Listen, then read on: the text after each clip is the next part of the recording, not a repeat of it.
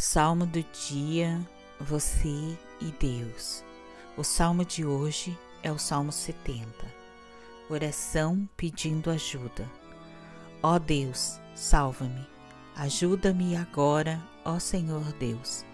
Que sejam completamente derrotados e humilhados aqueles que me querem matar. Que fujam envergonhados aqueles que se alegram com as minhas aflições. Que caiam na desgraça e fiquem cheios de confusão aqueles que zombam de mim. Que fiquem alegres e contentes todos os que te adoram, e os que são gratos pela tua ajuda digam sempre como Deus é grande. Eu sou pobre e necessitado, vem depressa em meu auxílio, ó Deus. Tu és a minha ajuda e o meu libertador. Não te demores em me socorrer, ó Senhor Deus.